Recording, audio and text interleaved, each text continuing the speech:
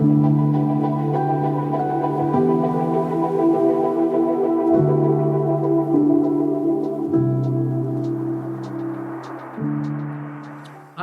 Dan Roberts with Gunnar Heilmann. I'm just gonna I pronounce your last name right. Yes? Well, we try harder next time. No, well, we can cut this bit out. We haven't trimmed it. Tell me. No, no, this is part of the theater, right? Yeah, Gunnar Heilmann is good. Don't worry. Okay, all right.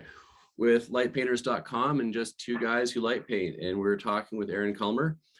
And he's had a project that we are going to discuss. And we'll just start off with the story. We wanted to make sure that we were properly recording this, and he was about to tell us a little tidbit of his experience with this. So yeah, well, what a crazy project. Introduce yourself and then tell us what you were going to start with. Yeah, my name's Aaron Culmer, and my artist name is Ethereal Light Art. I've been light painting for 3 years, and I wanted to take on a project that would hopefully inspire others in the community. And originally, I was inspired by Tim Gamble's 365 projects and other people who attempted this. I was absolutely in awe of the creativity that was pouring out of him, and even more than that, just the dedication to his passion of staying with it and the discipline it took to literally grab the camera every day. And as a photographer, we can all realize that any artist, if you're a musician, you pick up the guitar. If you're a singer, you sing in the shower, in the car. If you're a dancer, you dance around the kitchen as you're making your soup. And so I was really inspired by that. I wanted to do something that hasn't been done before, and it would push my boundaries.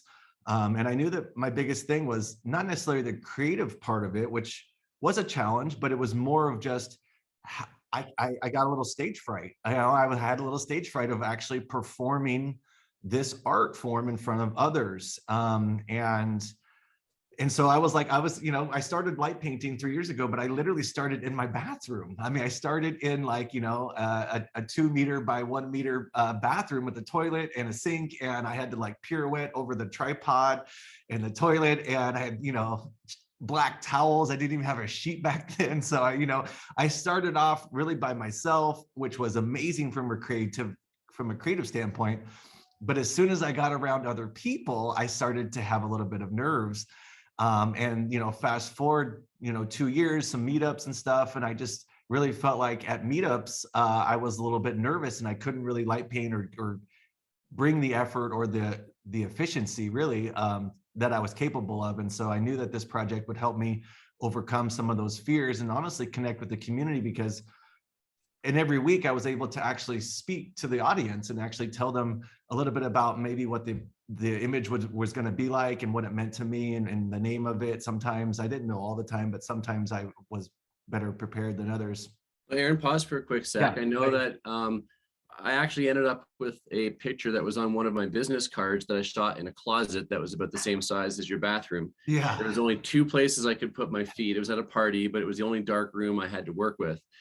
But I also know that, I spent a lot of years shooting alone. And when I showed up in Rome for the first time and there were other people that did this, I kind of took a spectator seat. I could do a lot, but I hadn't been in a group dynamic like that before. So I get stepping into that being nervous, and you don't want to step on toes and you're the new guy or the whatever.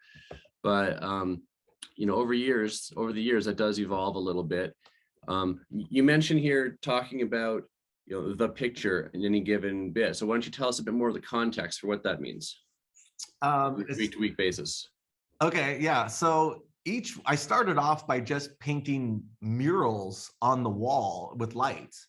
And I didn't really see this technique out there very much. And I was like, okay, well, I'm kind of not directed, but I kind of gravitate towards new things. And then I was like, okay, well, I haven't seen a lot of light painted murals. So I started light painting murals with light excursion lights that are RGB lights that are changeable really, really fast. And that would help me paint these faster.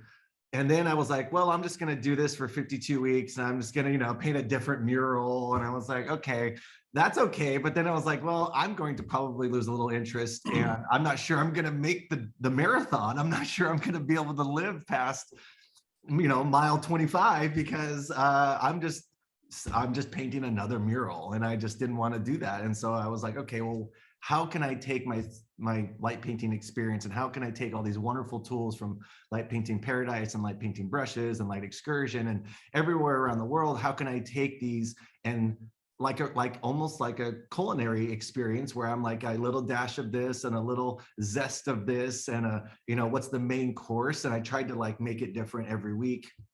And that was the actual additional challenge I put on myself was, how do I come up with a new image, fairly different than anything else in the year, or either the setting or the model or the light tools or how I use them, to make it more interesting to me.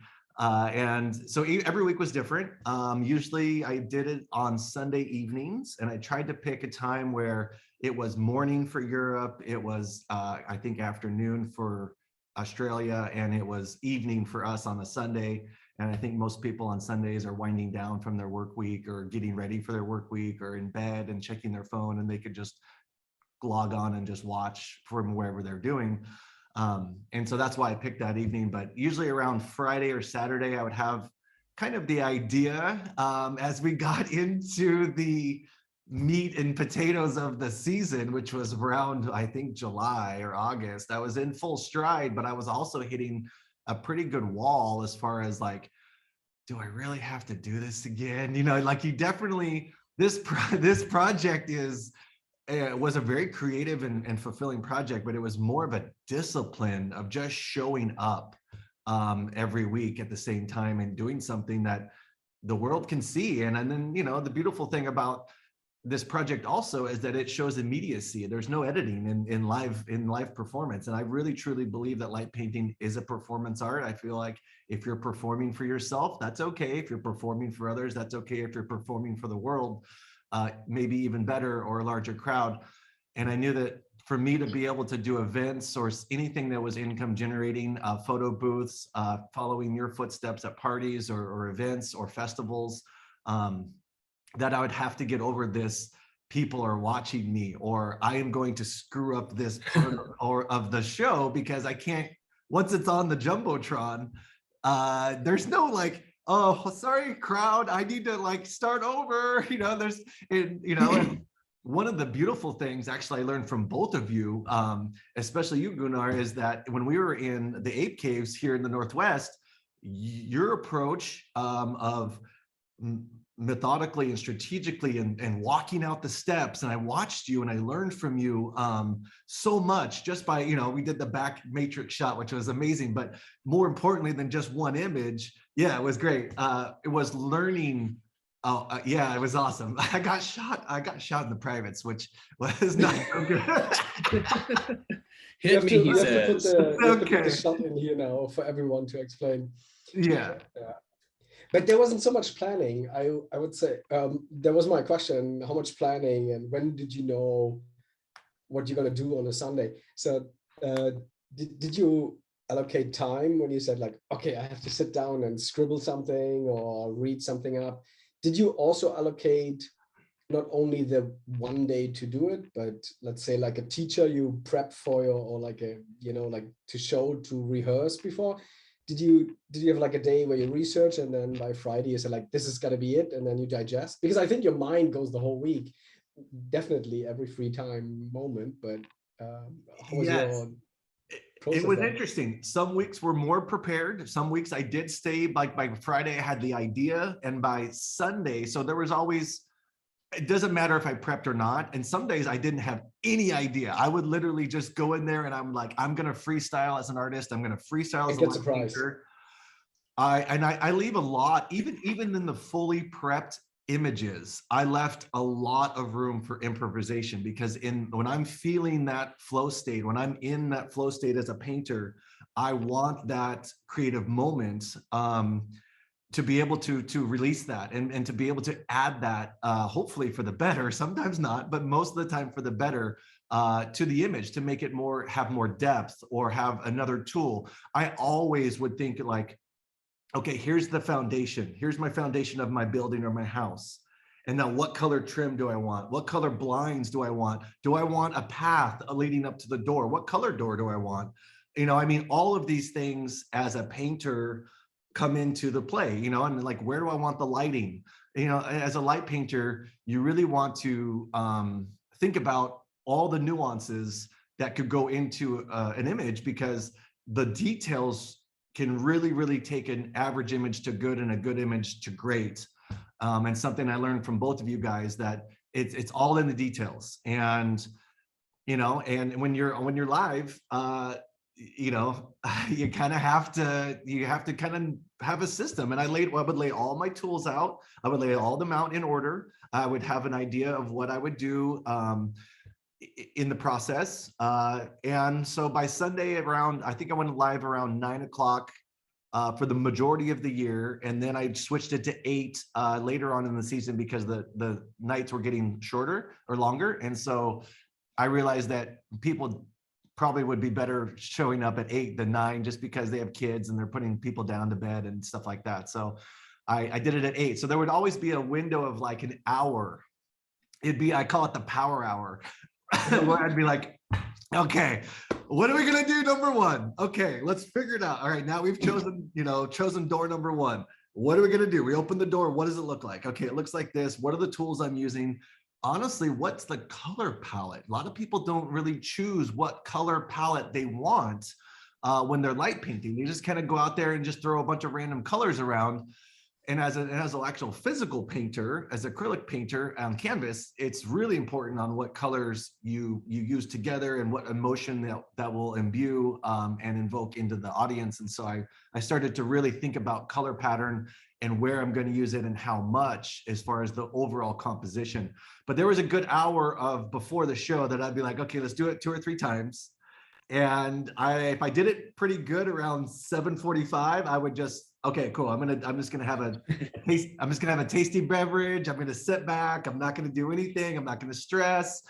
But you know, it's funny. The more I went into the season, the more I was relaxed. The more I grew as an artist. The more I grew just talking to the camera before the shot and after the shot. And I think a lot of people along the way were like, yeah, we love to watch the light painting. We love to watch it create live and have it just unfold in front of us. But we really almost even more enjoy you just speaking from your heart on what it means to you and what it means to be an artist in this form. Quick tangent here. Who's in the light painting world, Yeah. as far as colors and such go, name one of your influences. Who do you think does colors really well? And I'm going to ask you too. Off the cuff, I'm not sure. You know, Kim, you know, I think Kim Van Coles does a really good job of color palettes. I think the UK group just in general understands that concept.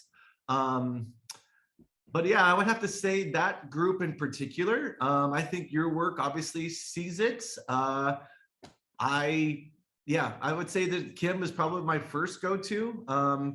You know, and it's kind of a difficult question because, you know, you could do a tube spin and say that's a color palette, and that's only the only light that's in there is just one thing.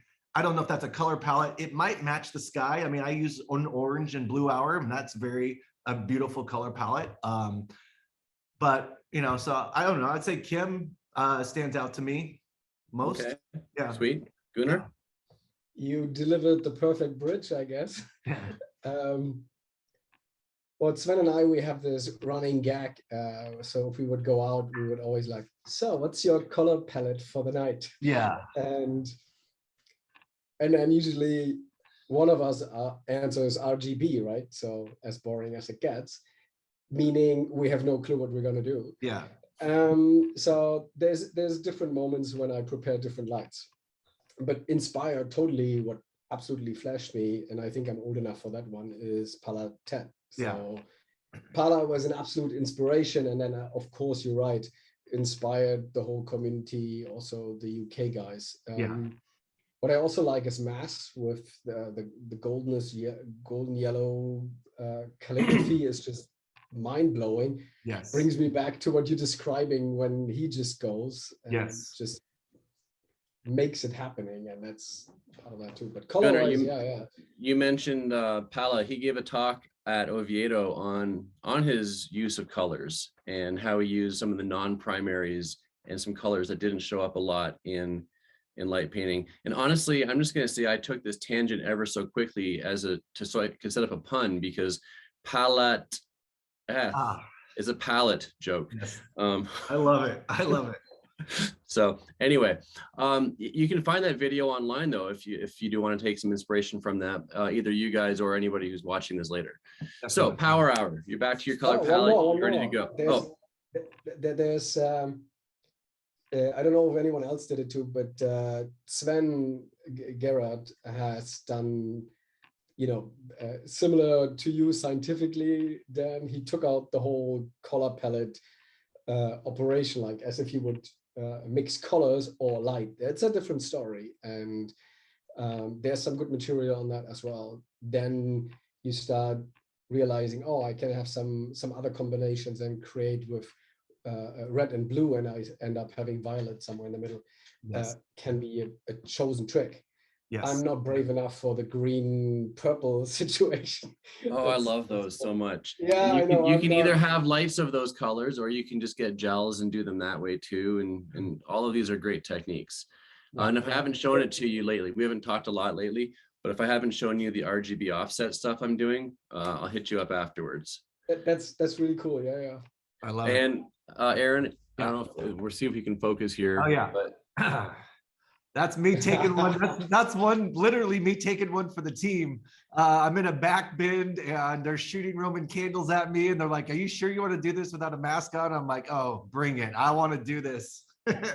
One of my favorite images to do, in fact, bringing it full circle, that was a meetup. Obviously I was a little bit I guess I could say it, starstruck from you guys. We have very international, well-renowned light painters coming in, and I was like, well, I can model. I modeled a long time. Why don't I just put the lights down for a second and do something that we can all kind of rally around? And I think it turned out great. I love that. Was that your first meetup?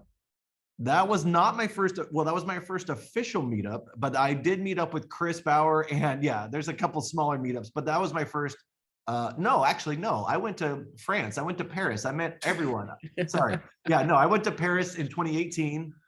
So I guess that was technically my second meetup. Yeah, that had international travel involved, which doesn't mean that it's not a meetup, but that was like significant, where we had significant buy-in. The people were buying plane tickets and traveling at a great distance, and that means a lot to me. And when anyone can put in that kind of buy-in, it's respectable, and I want to be there and support that. Cool. I'm going to just also add, for the record, you used a generic pronoun. It was me shooting the Roman candle at you, but also you said, hit me. I didn't hit you until you told me to. I didn't mean to hit you there, but I did mean. Listen, any good model is going to be like, you get that blade as close to my face as possible. Don't hit me. It's like, all right, guys, if we want to make this real, you gotta hit me. I gotta take one on the chest. I feel like it's 364 days to hockey season. I gotta toughen up. Right on. Well, we also filled the entire cave with sound because everyone was cracking up really loud. And so it wasn't quiet at that moment, I guess. The Roman candles plus a lot of laughter, I guess. That was pretty cool. The things to do for light painting. Yeah, well, let's come back to your project. I also want to just be clear. Okay, so we talked about your pictures, but the project, to anybody who's listening isn't aware of this, your project was you're going to go live, do a light painting in front of everybody real time. It's not like an interview context. It's not pre-recorded. This is your project. This is it. This is the project, and for the good, the bad, the ugly. And let me tell you, I would say most of them were decent. Some of them were really good, and there were definitely a handful of dumpster fires. And the dumpster fires that I can remember, which we talked about maybe in the beginning of this photo, this conversation, is that I literally did a full portrait. It was on the optical illusion rug. It was the first one I did down the rabbit hole. I had some Sam Mass inspired calligraphy on the outside. She held a staff. I did all of this work, and then I realized I go back to the camera, and I'm literally talking to the camera, and it's not on, and I'm like, wow!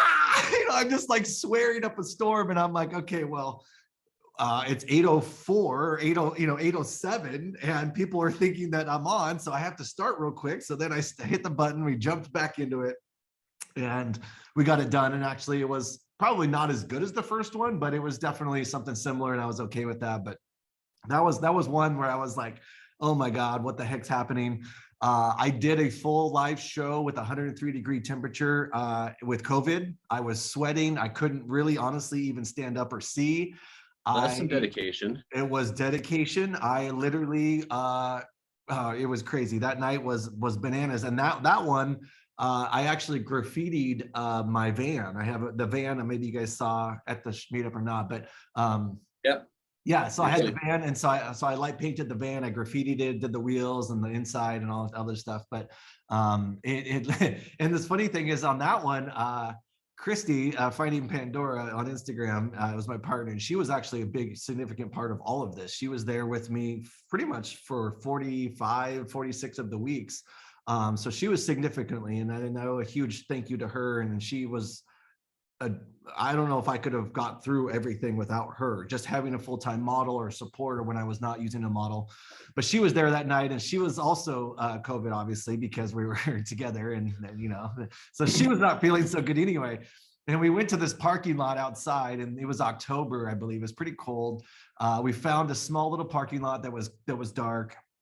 It was between two office buildings, and we pulled the van in. We got it perfectly. I did a test shot. It seemed to be okay. I didn't have a lot of energy or, you know, gumption, if you will, to get this one done. So I was like, all right, cool. So we turned it on, and literally as I got to the back of the van, a street light or a security light from a squirrel or a raccoon, it turned on the street lamp, and then it just threw lamp light all over my set. And I was like, I'm done. I'm done. I'm like, all right, we got to chalk this one up to a dumpster fire. I don't feel good. This was not a very good image anyway. So I'm sure whoever the, 10 to 12 people that were actually logged on were like, yeah, it's cool. There's 52 of these, you don't have to hit, you don't have to hit every shot you take in the game. And so that one was a big one. That was a big dumpster fire. And then the other one was Aaron, I'm going to remind you that anybody who's tuning in to watch you do this is either a friend of yours or a light painter. Yeah. And all of us as light painters know about the dumpster fires. Your shutter closes mid-shot. You forgot to turn the camera on. You tripped over the light. You're walking back and you think it turned off, and you turn your light on, and now you got a streak. I mean, no one, we all, God, I mean, we're getting to the point, I mean, all of us here and those of us who are seasoned light painters, where we actually get something pretty good for the majority of our shots, but there's always a dumpster fire. Yeah. Always a dumpster fire. But they're the lucky ones.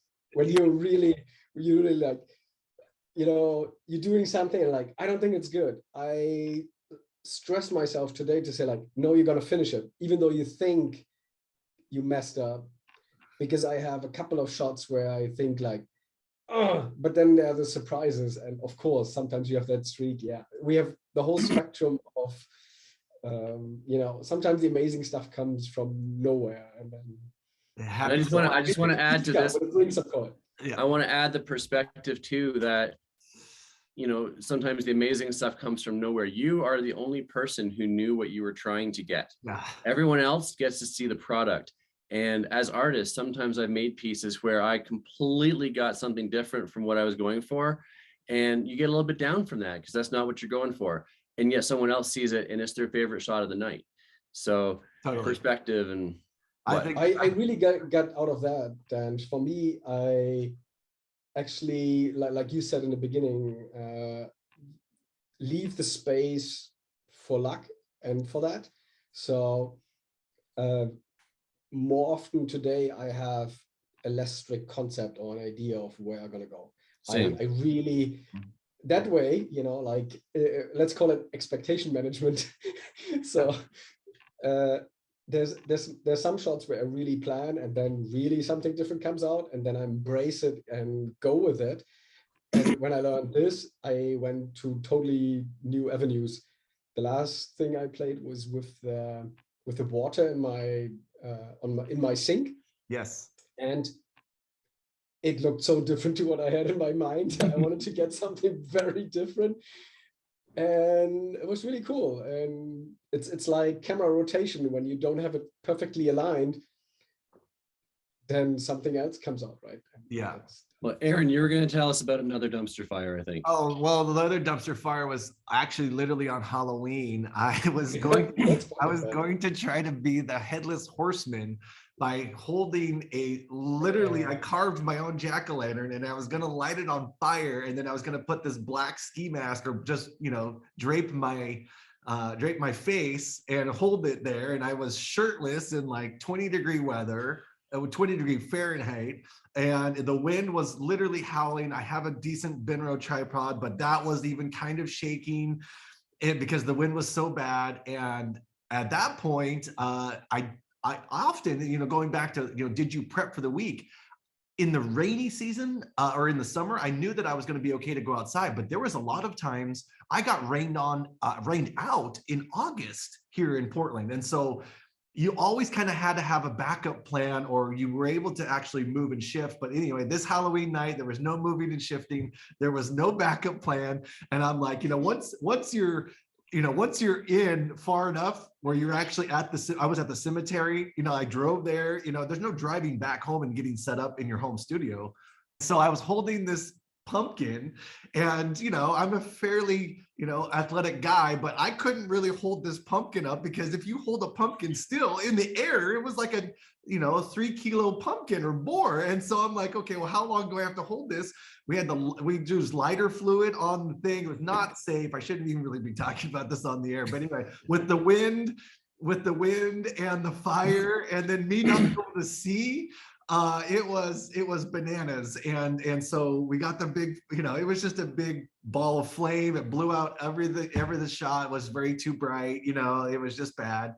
And so that one was tough. That one was tough. We had to just throw that one like, oh God, this was bad. Oh, but Did you have a lesson, right? So even like for everyone who wants to learn light painting, those are the fails you go through. And if you don't see that happens too, then okay, it's a discouragement, but it's in the way it's like it happens to everyone in the learning process. The learning curve is steep, blown out, dark, whatever. Sometimes it just doesn't come out the way you want, right? Yeah. So that's kind of cool to watch.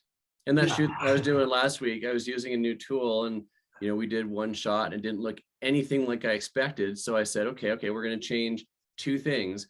And, after you get seasoned at it, you just see what you're working with, you make some adjustments, and then we changed the 2 things and the next shot was dynamite. So we do have the benefit of not having to wait for film to get developed in order to make these adjustments these days. Totally. But so Aaron, what was one of your favorite experiences where you just said, holy hell, I nailed that? I did a calligraphy. With Christy in the silks. We have aerial silks, just like Gunnar, in the house, and I was inspired from you. And so I've got that, and she's doing great on those. But it's such a beautiful art form, and she's so beautiful that I was like, let's put some beautiful calligraphy around her. And so that one was pretty good. I think I have a picture of that. I was also inspired by Henu Hutumo, yeah.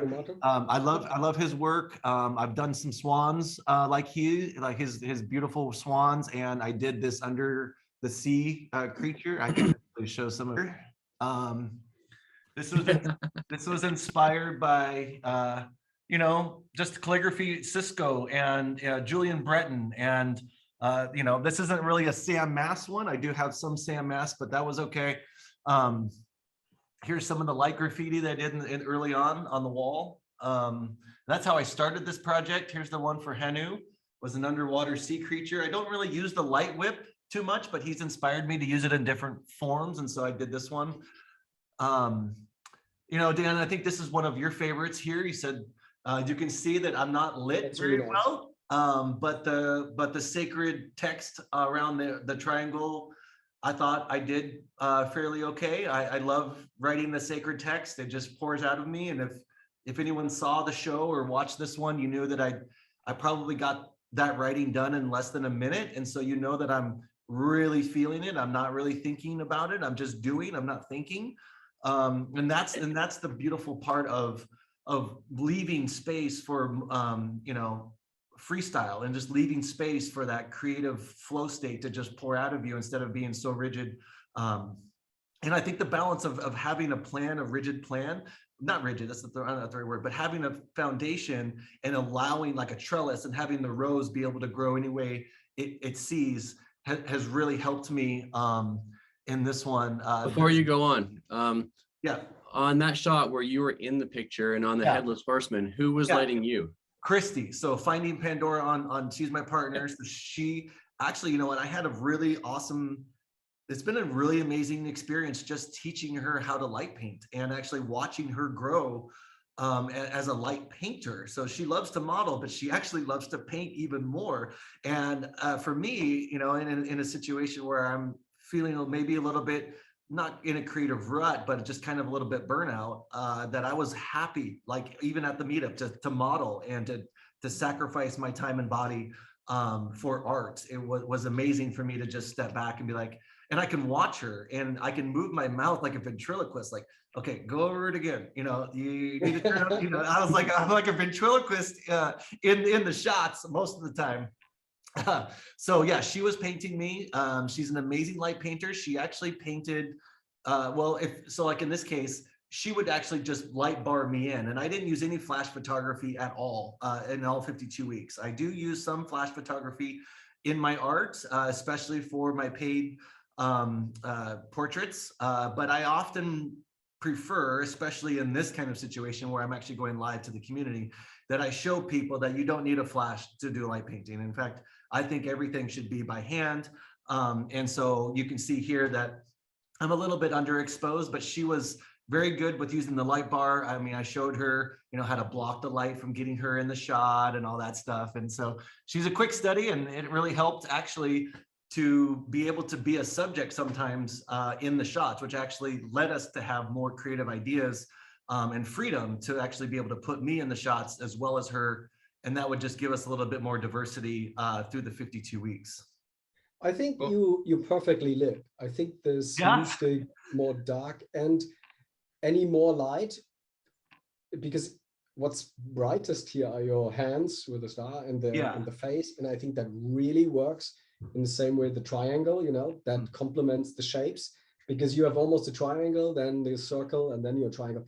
I think that works, and the body would maybe distract more in that case. I think it works perfect. I was thinking the same, and if anything, it'd be like a 5% bump and not much. I think the fact that you're sitting back makes it more mysterious and kind of fits the theme a lot. Cool. Yeah, Yeah, absolutely. no, this was a good one. You know, anytime I could do sacred writing live, I'm happy with. I'll tell you what, this one was inspired by Cisco. This was done live. This one took me 1 hour and 10 minutes. As you can see, I tried to do every single square was different. And again, you have sacred text around the outside, which, as you can see, this was early on in the season. When I got to the triangle, I was I think it was more calculated or meticulous with my sacred. This was a little bit more flowy, and you have longer lines here. But the inside, not only the pattern fits the geometry, which I had to hold out by hand. I had to like count by hand each one. And then to use the color palette, like I said, it's a blue and orange color palette. I often use blue and orange. You know, Gunnar, this was from the cave. I saw you walk backwards with the blue and orange, and that shot turned out so good. You have really inspired me along my journey. And so this one was from that. This was a Cisco inspired shot. He did one on a garage gate, I think, not too while ago. It was Cisco 2.0. If anyone's watching, they can go look at that image. But this one took 1 hour and 10 minutes, which any light painting that takes over 5 minutes, you start to get a little bit bonkers in your head. And so this one was definitely a test of stamina. This was a test of concentration and focus to be able to get each symbol different and the color needed, because I actually had 2 different light painting Paradise pencils. Thank God that I had one on blue and one on orange. So I only had to pick up one that I wanted to switch color, and I didn't have to go back to the remote and actually lose my focus on where I was. So this one I'm actually really proud of because of just the duration of what it took to get it done. Did you have your, you know, like Fitbit or something that counts your steps? Because yeah. that's Well, there wasn't often when I light paint, it makes really, you know, how many steps, because even you're on the same spot and you scribble all these characters, I think you move a lot and you use a lot of energy. If it's an hour, congrats. That's big heads up. That's really Thank cool. you. Yeah, in fact, actually, Instagram only lets you go an hour, period, on the live. You just can't go any more than that unless you start over. And I wasn't about ready to start over. So I think this one, literally, I just tried to wrap it right at an hour. And yeah, it was crazy. This one was crazy. And then I had to backlight the forest. This is actually out in the woods. Did you know it was going to take that long? How much?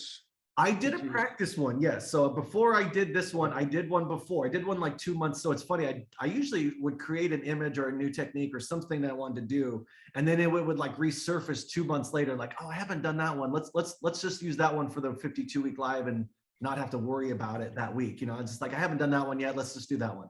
Okay, cool. And that was the easiest part for me. But I did this one over an hour, and then on this one, I think I just really tried to. Well, I had a one full practice rehearsal. So I was, anytime you practice anything, you're going to get faster, hopefully the second time, because you realized what worked, where were your stumbling blocks. You know, let's iron out the little bit of wrinkles. Like Dan said, make little adjustments to make this one better. And so for this one, I was able to actually get through the grid a little faster, which gave me a little bit more time to, you know, backlight the forest and whatnot. But yeah, it's was kind of bananas. It's a long exposure, and it's funny that we always, you know, we always refer to it as a single exposure, long exposure. And for me, it's sometimes when I start, I have my concept, I go through it, and then it's something, I don't know, 3, 4, 5 minutes, and that's okay. That's a long exposure. And then sometimes, like you say, you get better and better, and then I'm like, fuck, it's only 30 seconds. That's boring. Because you get so effective, you're so quick. And I'm like, 30 seconds. No, this is not good. and then I'm like, I have to catch myself like, no, this is good. This was very fast forward, less burn pixels, whatever. But sometimes I even feel guilty that it's so quick, so short. And well, it's good that you can, because one time I did a shoot and I drove an hour and a half away, and I was missing the bit that connected my remote to my camera. And I only had 30 seconds to shoot with. That's cool. So I had to compress it. Yes. Thanks. That's a game changer. You know, you're like, okay, well, those, you know, step 4, 5, and 6, throw those out the window. Now I'm just staying with 1, 2, and 3, and I'm getting through 3. You know, I actually kind of categorize, if you will, or methodically say, okay, how many different light tools do I use in each image? And that would say, okay, that's a level 3. I use 3 different light tools in 3 different ways. You know, and some are more complicated than others. And it doesn't mean it's more complicated. That's just the way I tend to categorize my own light paintings, which is important. If you're going to actually want to create depth, you're going to want to use different, you know, you can't really, I guess you can change out a blade. I try to make everything I try to make everything set up before I even go on to set. So I know exactly what order I'm going to use them in. All the color gels or all the remotes are all set, because I have so much going on that I don't want to take away my focus from where I'm on camera. I don't want it to look down and look at the remote. I want all that handled beforehand. But it was funny, you know, Gunnar, you said that, you know, it makes you efficient. And what I realized that on my paid sets, on my paid portraiture, that, you know, models don't want to model honestly that long. If you can knock out a beautiful portrait in 1 or 2 shots, which that's what live light painting is. You have to nail it on 1 or 2 shots or you get close. So it really helped me with my paid gigs, because I was, like you said, I drove an hour and a half, and I could wrap a full shoot in 10 or 15 minutes because I just had the system down. And models were like, oh my God, are we out of here? And I'm like, yeah, we're done. And she looked at the camera and she's like, it looks good to me, let's go. And that just freed up a lot of free time for me. And for me, you know, just in my life, not even my artistic life, time is everything. You know, I mean, there's just one thing that I can't turn back. There's one thing I can't buy. It's one thing I can't bend. It's not malleable. It is literally linear, and it frightens me. And so I covet my time, and my time means everything to me. And so to be efficient was the other underlying reason to do this project, is because I was just needed to get better in my process, period. Just be better. Speaking of exposure and time, this one behind you at an hour. Yeah. Were you shooting live composite, or was it just pitch black, or what was the process here? No, so I always shoot in live composites. So for this project, I was always on my Olympus. I never had an Olympus ever. I always shot straight in the dark, and then it was like this huge, looking at the back of the camera on my Nikon. But for this project, it extremely helped me. I did live composite. I was able to see what I was doing, where I was at, if I missed anything, because after so long, after any sort of minutes, you start to kind of get lost in the scene, and you don't really remember what you did even 2 minutes ago, let alone 58 minutes ago.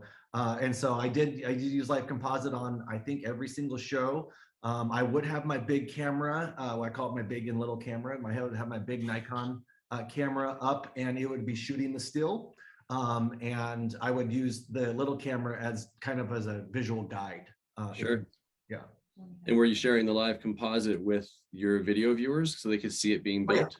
Oh yeah, totally. Yeah, no, they were actually watching the back of the camera, and that was one thing that I wish Live Monster, and I wish I would have taken more time to dive into that and maybe iron out some of that, because I think with better software that's out there, it would have been a better experience for the audience. I think they loved the content, they just didn't love the delivery, and that was the number one thing that the feedback I got was, I don't want to watch a tiny little back of your Olympus camera. I want to, see it in a different way. And I think that even sometimes with Christy, if she wasn't in the video, or if she actually was modeling, and then there was some peripheral stuff that I did on the outside, she would actually take the camera away from the back of the Olympus, and she would actually just watch me do it, or she would film me do it. And I think that was pretty well received from the community, as far as, watching me, paint and do stuff like that, versus just, a tiny little 2x3 LCD screen.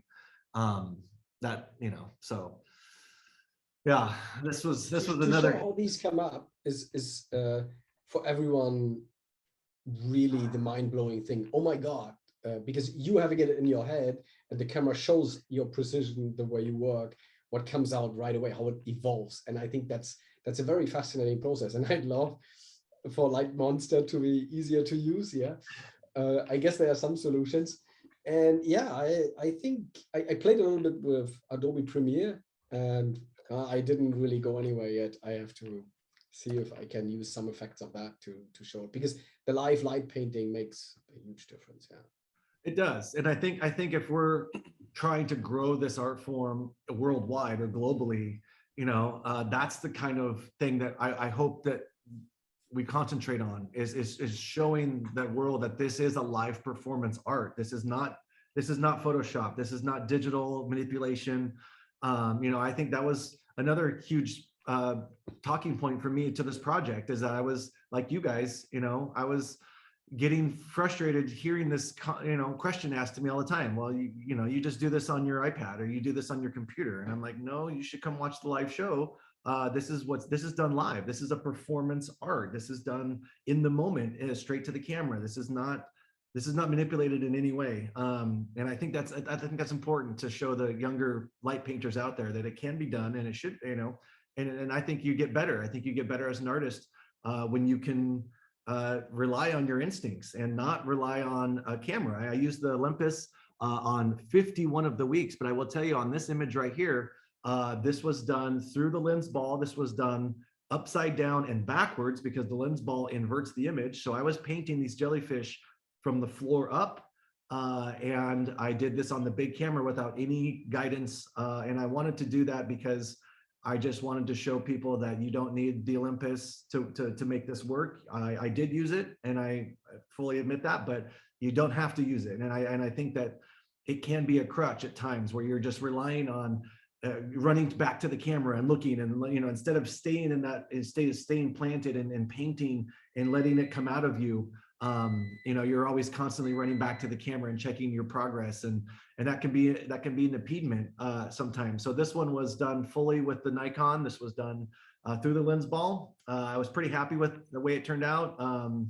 But yeah, it was fun. It was a really fun I got to give you props on this one, because two things. One, a lot of people use the lens ball and then just use Photoshop and flip the inside of the lens ball, and that's stupid to me. I hate it. Even lens ball's own ads do that. And come on, guys, really?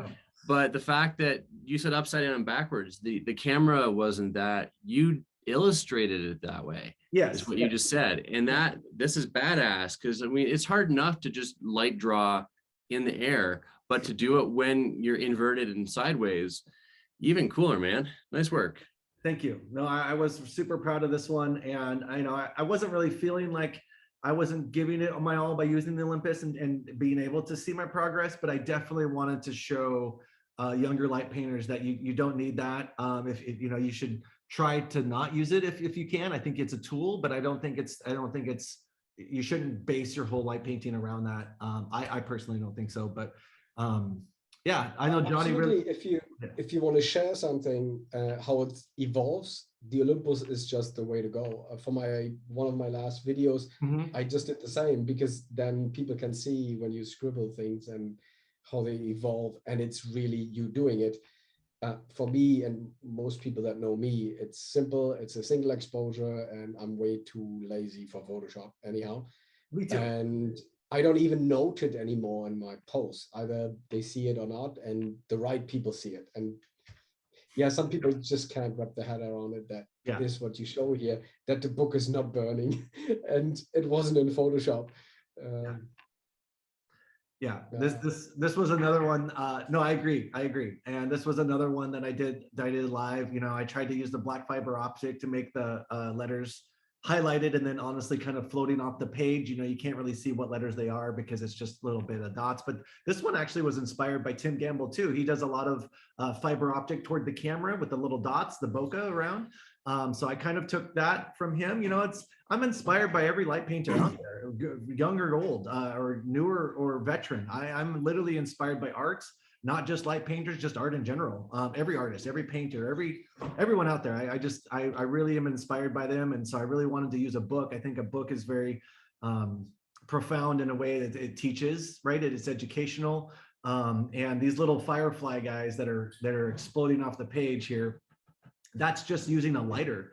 I happen to have a lot of dead lighters around my house. And so I'm like, what can I light paint with? You know, I think that's a good question for any young light painters. Like, what can I light paint with? This is something that Jason Reinhardt around the house really brought to the table. You know, it's like, go get a calendar.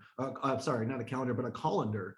Shoot through that. You know, anything that is opaque or you can light up, a water bottle, Jason Page, you know, all these guys that were like, it doesn't have to cost a lot of money to be artistic. You know, you can be artistic and light paint with you know, an average camera and a $2 flashlight with a 10-cent plastic bottle you found on the street. And so I was going around, I had this book and I used this lighter and I kind of made these little guys kind of in a vertical fashion. So they looked like they were elevating off the page.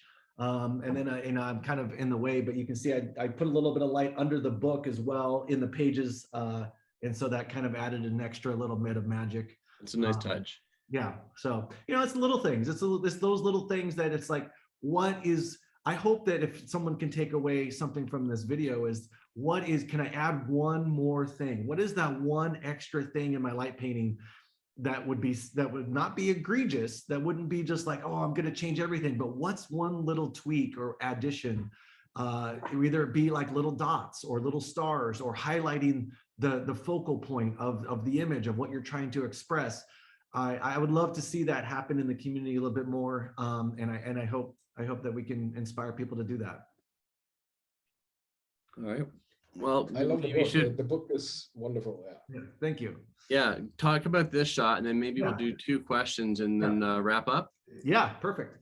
This was the finale. That's good timing. Yeah. This was the 52-week finale.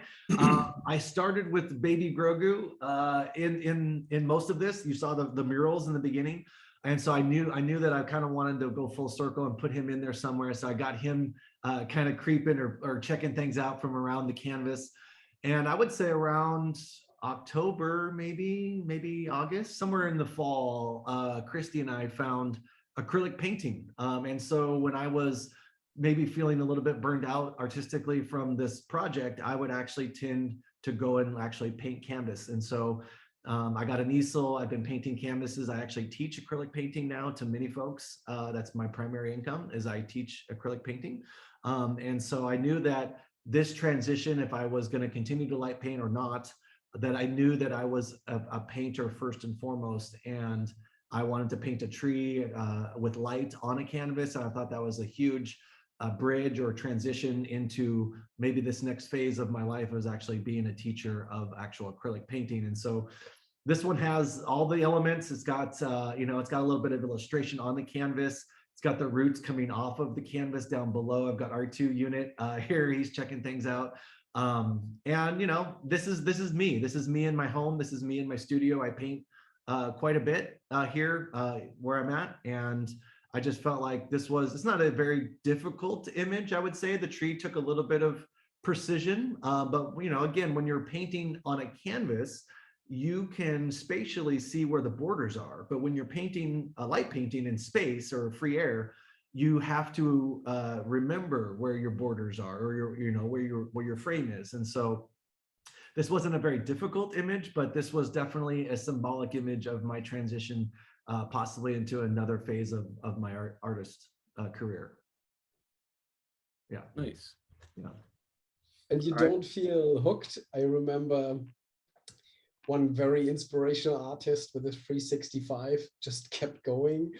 And what's your next thing like? So you used to say the transition to acrylic, but I'm pretty sure you can't just like drop light painting. Yeah. That's No, it's a great question. It's a great question. And so every February in Portland, in my city, we have a huge light festival. And there's not that many light painters here in Portland. And there's not that many live light painters in Portland. So I was actually asked to come back, me and my team, to perform in front of the whole city. And we did a full Alice in Wonderland storybook. We did 13 live light paintings each weekend. We did 6 on Friday nights, and we finished the second half of the story on Saturday night. All the characters were fully head to toe, makeup, contacts, outfits, costumes, wardrobe, body painting, you name it, we did it. Props. I took most of my house plants into the venue so I could actually paint a light jungle. We actually made some mushrooms out of cardboard and pillow stuffing, and it was amazing. And so that is probably my next phase of light painting, would be just doing events and teaching. I figure I might want to teach some workshops, but it's been hard to generate a bunch of income through light painting. I just find that I'm not sure how we overcome this, because I really do think it's the most beautiful, creative art form that I've found. And it's definitely something that I think people can resonate with them when you're wrapping them in light, or when they're feeling like they're glowing, or they're feeling like there's light emanating from them. I think that they feel like that every day. When you show them that on the camera and then have them look at that image after the fact, I think it's super inspiring and powerful intrinsically for the model or the subject. And so I wanted to try to share that as much as possible. But I think that live events, doing these some sort of children's animations or storybooks for children's at elementary schools, is something that's been presented to me. Some artists in residencies, teaching children how to light paint, or just bringing this production to children is probably the direction I'm going to go. Nice. Remind me to show you my Jessica Jones comic strip after this, because I think you might get a kick out of that. If you I have seen it, Dan, and I will tell you that I am extremely inspired. When you sent that to me, it was something I've never seen before. And anytime you see it for the first time, you immediately take a deep breath, or a quick breath, actually, oh God, that kind of like took my breath away. And it really did. And it was beautiful. I have seen it. I would love to see it again. I don't have a copy of it. But yeah, please send it to me. It was very inspiring. I love the way that you did the bubble letters out of it. I mean, there was an Easter special, not that we're going to digress, but there was an Easter special where I actually tried to draw a bunny in grass. I illustrated a bunny in grass. I said, "Happy Easter." He was hopping along the grass and he was dreaming of carrots. He had this bubble with carrots. There was 3 carrots in the bubble. And that was actually stemmed from your, exactly what you're saying, from your No doubt. Yeah. Well, you described the Alice stuff that you were doing. That's kind of what I was envisioning, is you were telling a story with a sequence of images.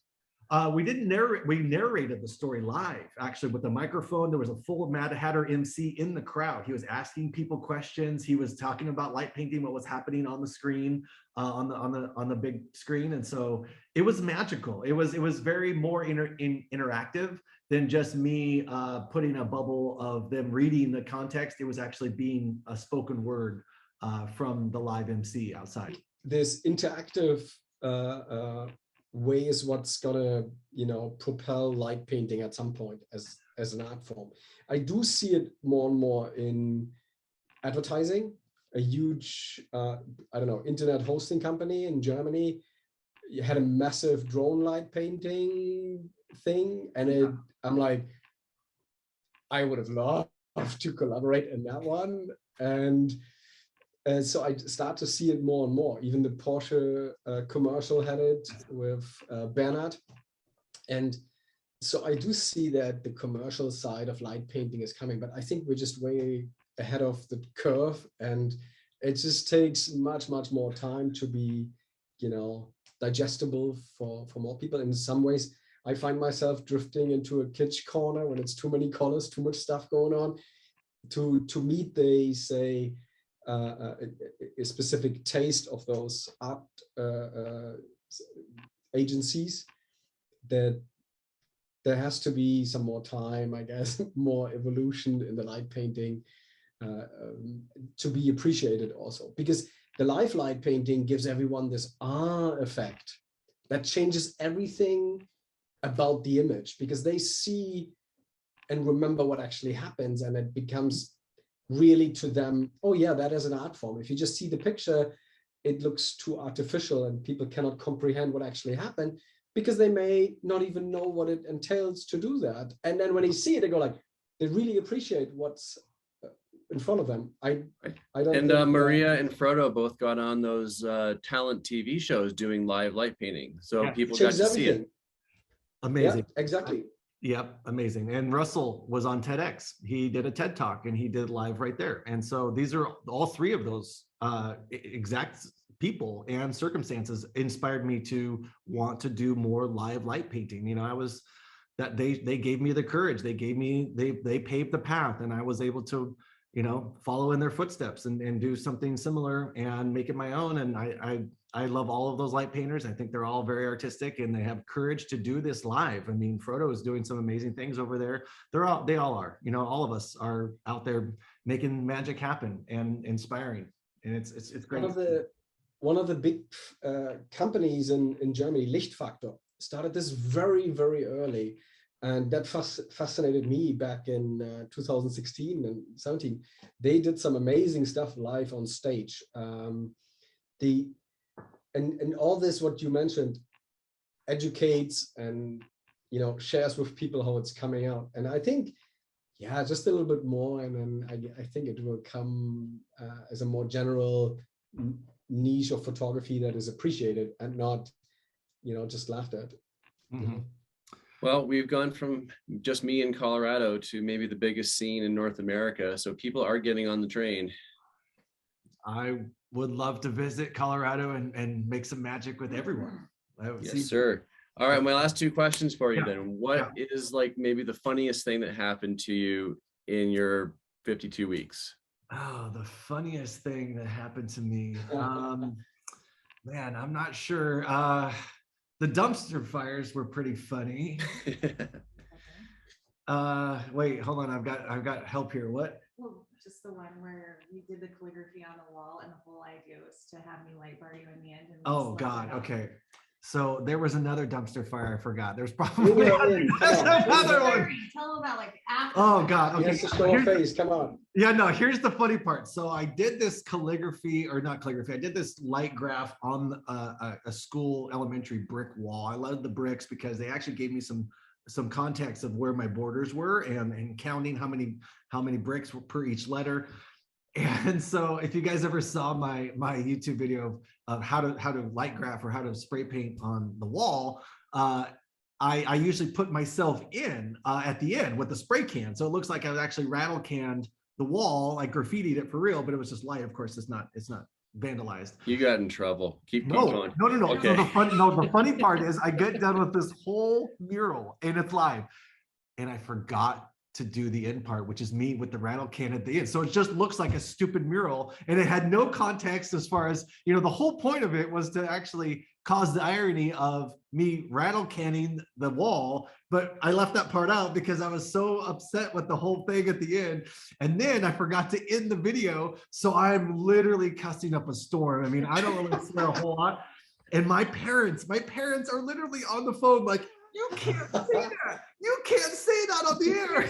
You're still live. You're still live. And I'm like literally dropping every cuss word known to man. And I'm spitting. And if I'm literally spitting out my mouth, like on purpose, I am really upset. And I don't even get upset. But so that was a funny moment when my parents were like, you are still on air. You can't say that. So that was. They still talk to you, I guess.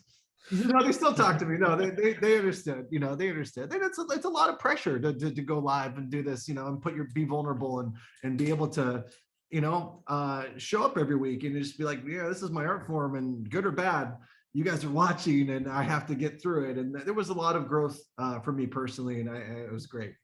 Dan, what's the last question? Well, you'd mentioned Mr. Gamble as one of your inspirations for this, and with his 365 project. Well, he did a 365 project, and then he did another one. Yeah. Are you going to repeat? I'm not sure. I might. The one thing about this project was that it really impeded my personal life. So it wasn't necessarily. It was the quantity of just mere work inside of the project, but it was like I can't vacation unless there's Wi-Fi because I have to have a signal. I can't go hiking or I can't go camping and put a tent on the edge of a ravine on a weekend. And when do you think I can travel is actually literally on the weekends or with my partner because she works full time. And so it was a struggle for the commitment of the time. Not necessarily the actual art inside of it was also a challenge, but it was actually just the discipline of showing up. So I don't know if I'm going to do this again. I would absolutely love to hand the baton to someone else to try this. What if you did it on like a Wednesday? I could, I mean, I don't know. I think I might. I actually thought about going. People were like, why don't you just go to 100? Why stop at 52? And I was like, okay, well, I'm just going to get this one done. And then I'll maybe step back and realize. And once I do a project, I try to come up with something even more original the next time. So I'm not sure I'm going to repeat this, but I might do something parallel to this or something a little bit off or even more extensive. Honestly, I think that I want to ratchet down. I want to keep tightening the bolts. I want to keep getting better. And so for me to do that, yeah. I think Dan might just have the perfect idea for you. Did you do the intercontinental light painting with Frodo? I did. Dan? And I kept meaning to go back to that. This is during, I don't know if you saw that one, but that was, early days in COVID, everything shut down. And I'm like, you know what? I can't go to Europe. So the same way that we're having a Zoom call right now, I got Frodo. He didn't actually fully understand what I had described ahead of time. Yeah. So he shows up. He's a little bit drunk. And he's got his camera shining on a model with just a body form. And then we set up over on my side and we put Reagan in front of the camera and I did a front light on her, but then he, on the Zoom call, I was projecting his picture onto a sheet behind her. And so he was drawing light in Madrid that I was capturing on my camera here in Denver. Amazing. Yeah, amazing. I would love to explore that. So if we can figure out, we can do it from a triangle, the light triangle or whatever. It would be amazing. Well, maybe we'll revisit that. I would love to. And honestly, Dan, I would love to get down to Colorado. I've been meaning to meet Johnny and spend some time with him. I think that's important. It's very important to me. And I told him if he's anywhere within 8 hours drive, I'm going to make that drive. So if that invitation is still open, I would highly recommend let's get that on the books at some point. Aww. Yeah. And you get to meet Cloak. Cool. and Dagger. I love them. And yeah, Yes. I was gonna say. I'm sure they're enjoying the snow right now. I was just up at the mountain of knee deep snow, and I had fingerless gloves on because you can't light paint with, big mittens on. And literally after 20 minutes, my fingers were purple, and it just was like, no, I'm not going to do this. So I just paint inside in the winter. for the yeah, most part. I know. I needed that snow shot. It's like I just need that snow. Just one nice couple sets of images in the snow in the winter. Everyone dreams of that, right? Go Aurora Borealis and Yes. nice pine trees full of snow. Mhm. Yeah, I'm still dreaming of that too. Trust me. Yeah, I think we all are. Well, guys, I can't say thanks enough. Let's wrap this one. I'm super inspired by both of you guys, and I can't say thanks enough how honored and humbled I am to have this done and this project complete and talked about. So thank you. Thank you so much. Awesome. And to all you viewers, on behalf of lightpainters.com and Ethereal Light Art, thanks for watching. Absolutely. Thanks, guys. Greetings.